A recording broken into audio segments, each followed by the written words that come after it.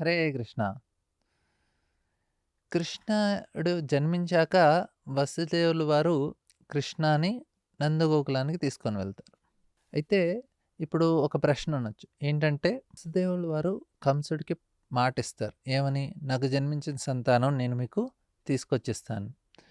కృష్ణుడు జన్మించినప్పుడు మరి వసుదేవులు వాళ్ళు తన మాట నిలబెట్టుకోలేదు. దశరథ మహారాజు ఆయన కైకేయికి మాటిస్తారు. నీకు ఆమె దశరథ్ మహారాజ్ యుద్ధంలో ఆమె సహాయపడుతుంది. అప్పుడు ఆమెకి 2 వాగ్దానాలు చేస్తారు. సరే నీవేదైనా కోరుకో 2 వరాలు నేను తీరుస్తాను అని. అయితే ఎప్పుడైతే రాములు వారు పట్టాభిషేకం అని అనౌన్స్ చేసిన వెంటనే మంతర యొక్క మాటలు విని కైకేయి మనసు మారిపోతుంది. ఆమె దశరథ్ మహారాజుని నాకు ఈ 2 వరాలు మీరు ఇవ్వండి అని కోరుతుంది. ఇప్పుడు దశరథ్ మహారాజు సింపుల్‌గా చెప్పొచ్చు నాకు గుర్తులేదని. ఆయన అడిగేవాళ్ళు లేరు. అక్కడేమన్నా బాండ్ పేపర్‌తో ఎక్కడ రాసి పెట్టలేదు. ఆడ రికార్డింగ్ లేదు. టెక్స్ట్ మెసేజ్ లేదు. ఏం లేదు. దశరథ్ వారు సింపుల్‌గా ఏం చెప్పొచ్చు? నాకు గుర్తులేదు. ఫినిష్. రాములు వారు రాజైపోతారు. దశరథ్ వారు హ్యాపీగా ఉండొచ్చు. కానీ దశరథ్ మహారాజుకి తెలుసు ఇక్కడ. ఏమని తెలుసు? నేను రాముల వారిని ఈ యొక్క కైకేయి అడిగిన వరాల్ని నేను తీరుస్తే రాముల వారిని వనవాసానికి పంపించాలి.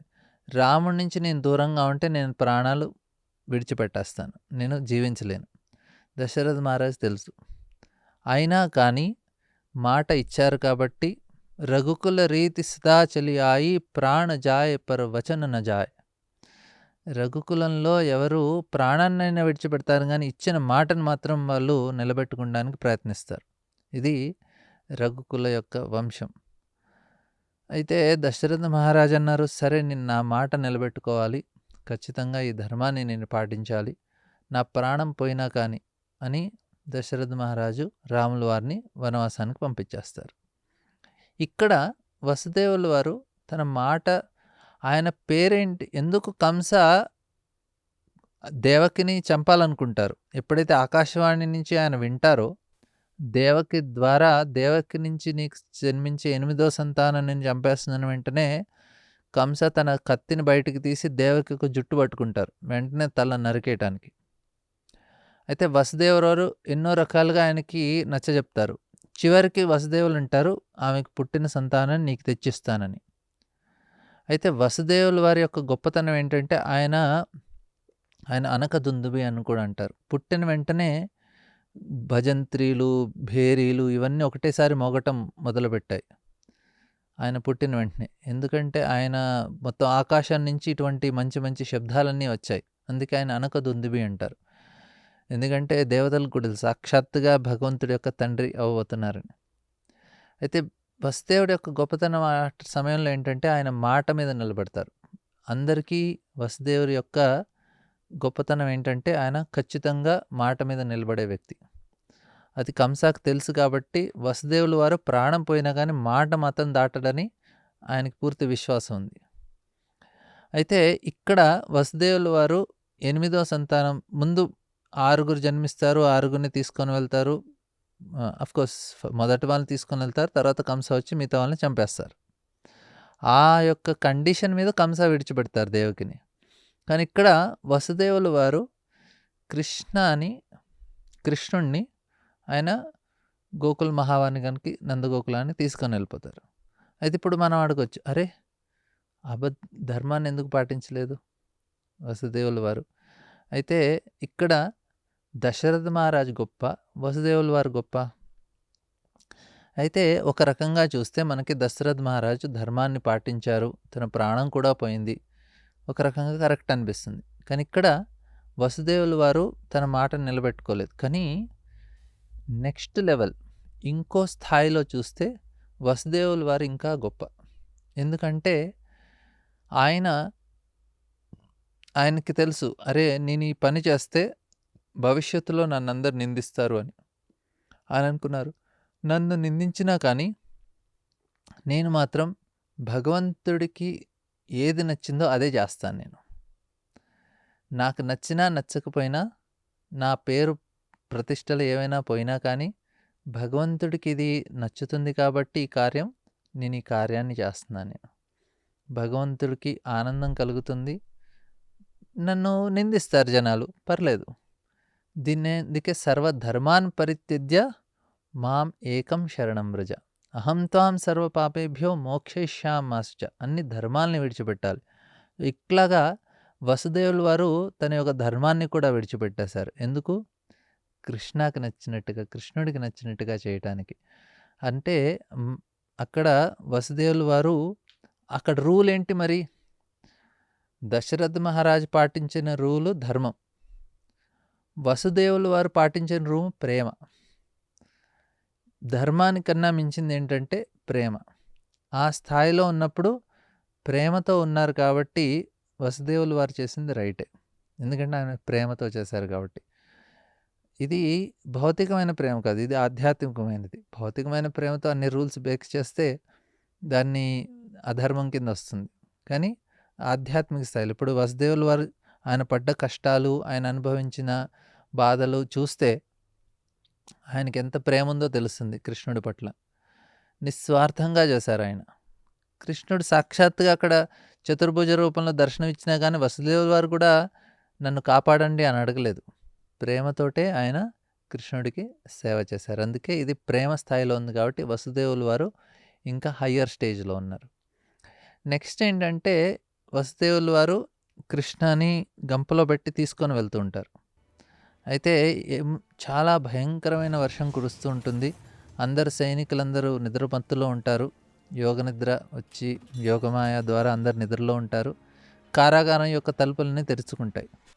వసుదేవుల వారు తీసుకెళ్లేటప్పుడు అనంతశేష వెనకాలకు వచ్చి కృష్ణాని గంపలో వసుదేవుల వారు పెట్టుకుంటే పైనుంచి అనంతశేషుల వారు వస్తారు. ఆ వర్షం నీళ్ళలో తడవకుండా ఉండాలని కృష్ణుడు వెళ్ళేటప్పుడు యమున దగ్గరికి వెళ్తే చాలా భయంకరంగా ప్రవహిస్తుంటుంది.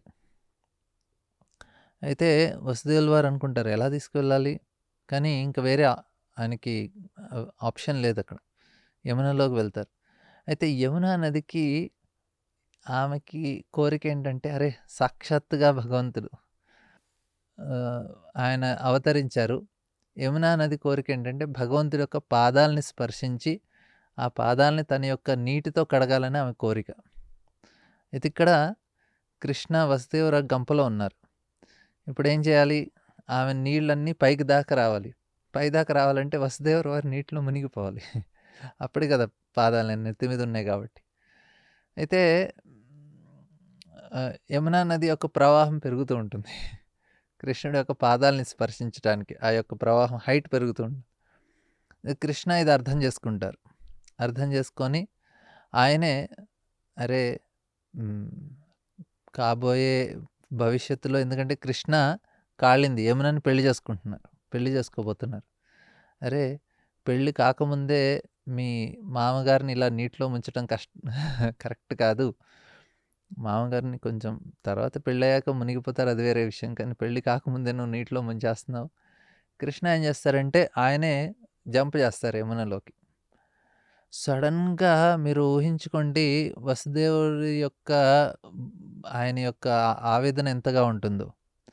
పిల్లవాడు నీటిలో మునిగిపోతున్నాడు, నీటిలో పడిపోయాడంటే ఎంత టెన్షన్లో ఉంటారు. ఎంతో కష్టపడి ఆయన అక్కడ దాకా తీసుకొచ్చారు, నా పిల్లవాడు నీటిలో మునిగిపోతున్నాను. వసుదేవుల వారు ఎంతో భయంతో భ్రాంతితోటి ఆయన వెతకటం మొదలు పెడతారు. కృష్ణ ఏమనుకుంటారే, యమున నువ్వు నా పాదాలు కడగటం ఏంటి, నాకు అభిషేకమే చేయొచ్చని యములోకి దూకేస్తారు కృష్ణ. అప్పుడే ఫస్ట్ లీల స్టార్ట్ చేశారు ఆయన. తర్వాత వసుదేవుల వారు ఆయన కృష్ణ మళ్ళీ తేలుతారు. వసుదేవాలు తీసుకొని మళ్ళీ గంపలో పెట్టుకొని అప్పుడు యమునా నది 2 భాగాలుగా చీలిపోయి దారిస్తుంది. వసుదేవారు వెళ్ళి అక్కడ యశోదమ్మకి ఒక కూతురు జన్మిస్తుంది. అయితే అందరూ నిద్రమత్తులో ఉంటారు. యశోదమ్మకు కూడా ఏమీ నొప్పి లేదు, ఏం లేదు. సింపుల్గా కడుపు నుంచి బయటకు వచ్చేసారు అక్కడ యోగమాయ. అయితే వసుదేవుల వారు వెళ్ళినప్పుడే ఆ పాప కనిపిస్తుంది. అక్కడ పెట్టి రీప్లేస్మెంట్ తీసుకొచ్చేస్తారు. అయితే ఇంకో ప్రశ్న అడగచ్చు, అరే ఇది అన్యాయం కాదా, పాపం వాళ్ళ పాపం తీసుకొచ్చేసారు మీరు. అయితే ఇంకే భగవంతుడి యొక్క కోరిక ఆ విధంగా ఉంది కాబట్టి ఆ రకంగా చేశారు. సో దాంట్లో ఏం తప్పలేదు, ఎందుకంటే భగవంతుడు చేయమన్నారు. ధర్మంతు సాక్షాత్ భగవత్ ప్రణీత. భగవంతుడు ఏం చెప్తే అదే ధర్మం. తీసుకొని వస్తారు. రీప్లేస్ చేసేసి వసుదేవుల వారు. మళ్ళీ వచ్చిన వెంటనే అన్నీ ఉన్నదున్నట్టుగా నార్మల్ అయిపోతాయి. అన్ని కారాగారం యొక్క డోర్‌లన్నీ క్లోజ్ అయిపోతాయి. వసుదేవుల వారు వచ్చిన వెంటనే పాప ఏడుస్తుంది. వెంటనే సైనికులందరూ వెళ్ళి కంసుడికి చెప్తారు. పాప జన్మించింది. అయితే కంసకి అసలు నిద్రే పట్టేది కాదు. ఎప్పుడూ ఆయన 24 గంటలు భయంతో కృష్ణుడిని తలుచుకునేవారంట. అయితే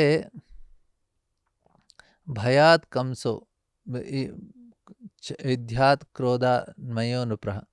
నారదముని ఏమంటారంటే, అరే కంస, శిశుపాల ఇట్లాంటి వీరు కూడా ఎంతో తీవ్రంగా భగవంతుడిని తలుచుకుంటున్నారు. క్రోధంతోటి, ఈర్ష్యతోటో, భయంతోటో అంత తీవ్రంగా భగవంతుడిని ఎప్పుడు నేను తలుచుకుంటానని నారదముని అంటున్నారండి.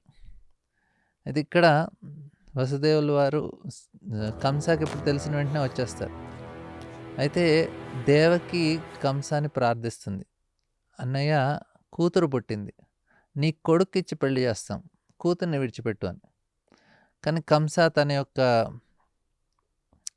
ఆసురి స్వభావం అలాగే ఉండటం కారణంగా ఆ పాపను పట్టుకొని గాల్లో అలా ఏసి కింద బద్దలు కొట్టాలని ప్రయత్నిస్తారు. అలా పట్టుకున్న వెంటనే చేతి నుంచి జారిపోయి ఆకాశంలోకి వెళ్ళిపోయి చతుర్భుజ రూపంలో, దుర్గాదేవి రూపంలో ఆమె దర్శనమిస్తుంది. కంస చూసిన వెంటనే ఆయనకు అర్థమైపోతుంది. అప్పుడు దుర్గా అంటుంది, అరే నిన్ను చంపేవాడు ఆల్రెడీ పుట్టేశారు. నేను ఖచ్చితంగా సంహరిస్తారు. నువ్వు చేసిన పాపాలన్నీ మంచిగా పండిపోయాయని. కంస విన్న వెంటనే ఆయనకు ఎంతో భయం కలుగుతుంది. వెంటనే దేవకి వసుదేవుల్ని వారి యొక్క పాదాలని పట్టుకొని ఆయన ప్రార్థిస్తారు, క్షమాపణ అడుగుతారు. దేవకి వసుదేవులు కూడా ఎంతో ఉదారమైన స్వభావం కాబట్టి వారు కూడా క్షమిస్తారు.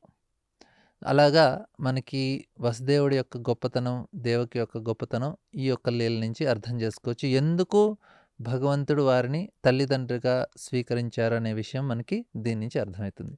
హరే కృష్ణ.